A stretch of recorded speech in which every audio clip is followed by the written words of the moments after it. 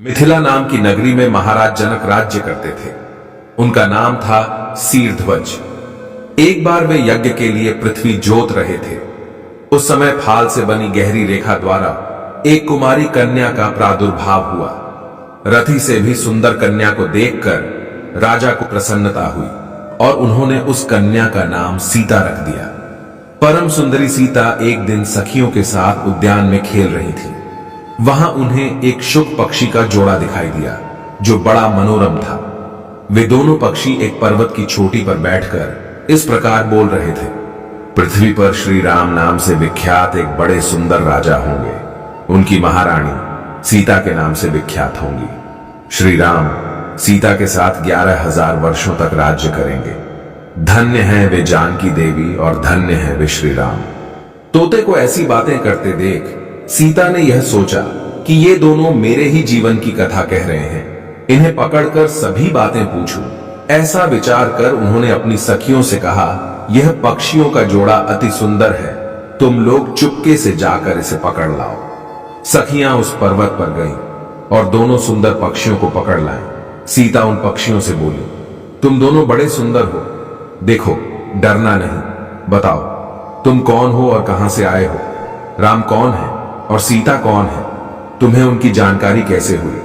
सारी बातों को जल्दी जल्दी बताओ, भय न करो। सीता के इस प्रकार पूछने पर दोनों पक्षी सब बातें बताने लगे। देवी, वाल्मीकि नाम से विख्यात एक बहुत बड़े महर्षि हैं।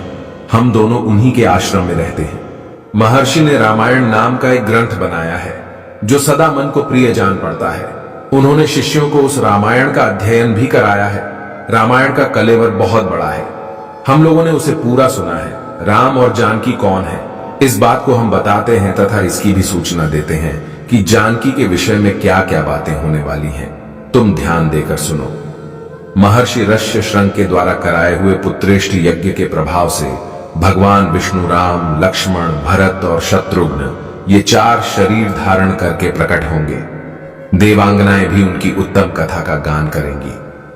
श्री राम महर्षि विश्वामित्र के साथ भाई लक्ष्मण सहित हाथ में धनुष लिए मिथिला पधारेंगे। उस समय वहां वे शिव जी के धनुष को तोड़ेंगे और अत्यंत मनोहर रूप वाली सीता को अपनी पत्नी के रूप में ग्रहण करेंगे। फिर उन्हीं के साथ श्री राम अपने विशाल राज्य का पालन करेंगे। ये तथा और भी बहुत सी बातें वहां हमारे सुनने में आई हैं। सुंदरी, हमने तुम्हें सब कुछ बता दिया। अब हम जाना चाहते हैं, हमें छोड़ दो। पक्षियों की ये अत्यंत मधुर बातें सुनकर सीता ने उन्हें मन में धारण किया और पुनः उन दोनों से पूछा, राम कहां होंगे? वे किसके पुत्र हैं और कैसे वे आकर जानकी को ग्रहण करेंगे? मनुष्य अवतार में उनका श्री विग्रह कैसा होगा?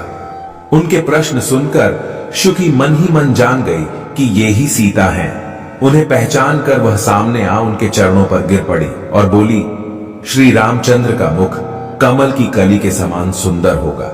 नेत्र बड़े बड़े तथा खिले हुए होगी। नासिका ऊंची, पतली और मनोहारिणी होगी। भुजाएं घुटनों तक। गला शंख के समान होगा। वक्षस्थल उत्तम व चौड़ा होगा। उसमें श्रीवत्स का चिन्ह होगा। श्री राम ऐसा ही मनोहर रूप धारण करने वाले हैं।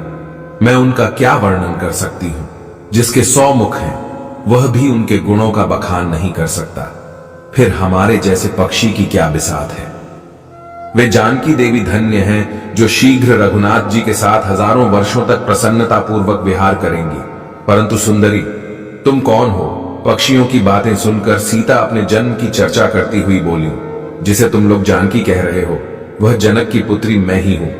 श्री राम जब यहां आकर मुझे स्वीकार करेंगे तभी मैं तुम दोनों को छोड़ दूंगी।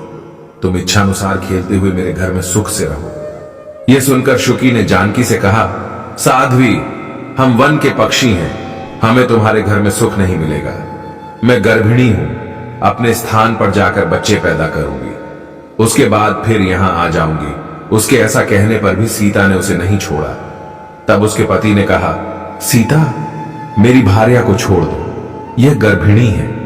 जब यह बच्चों को जन्म दे लेगी तब इसे लेकर फिर तुम्हारे पास आ जाऊंगा। तोते के ऐसा कहने पर जानकी ने कहा, महामते, तुम आराम से जा सकते हो, मगर यह मेरा मन प्रिय करने वाली है। मैं इसे अपने पास बड़े सुख से रखूंगी। जब सीता ने उस शुकी को छोड़ने से मना कर दिया, तब वह पक्षी अत्यंत दुखी हो गया। उसने करुणा युक्त वाणी में कहा, योगी लोग जो बात कहते हैं वह सत्य ही है। किसी से कुछ न कहे, मौन होकर रहे, नहीं तो उन्मत्त प्राणी अपने वचन रूपी दोष के कारण ही बंधन में पड़ता है। यदि हम इस पर्वत के ऊपर बैठकर वार्तालाप न करते होते तो हमारे लिए यह बंधन कैसे प्राप्त होता। इसलिए मौन ही रहना चाहिए। इतना कहकर पक्षी पुनः बोला, सुंदरी, मैं अपनी इस भार्या के बिना जीवित नहीं रह सकता, इसलिए इसे छोड़ दो। सीता, तुम बहुत अच्छी हो, मेरी प्रार्थना मान लो। इस तरह उसने बहुत समझाया, किंतु सीता ने उसकी पत्नी को नहीं छोड़ा। तब उसकी भार्या ने क्रोध और दुख से व्याकुल होकर जानकी को शाप दिया, अरे, जिस प्रकार तू मुझे इस समय अपने पति से अलग कर रही है, वैसे ही तुझे स्वयं भी गर्भिणी की अवस्था में श्री राम से अलग होना पड़ेगा।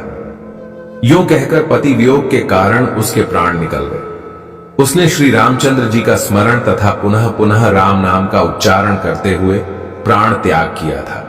इसलिए उसे ले जाने के लिए एक सुंदर विमान आया और वह पक्षिणी उस पर बैठकर भगवान के धाम को चली गई।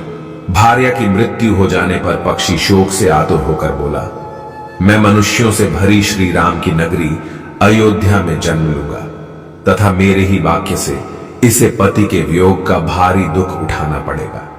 यह कहकर वह चला गया।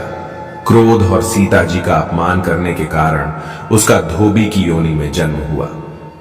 उस धोबी के कथन से ही सीता जी निंदित हुई और उन्हें पति से वियुक्त होना पड़ा। धोबी के रूप में उत्पन्न हुए उस तोते का शाप ही सीता का पति से विछोह कराने में कारण हुआ और वे वन में गई।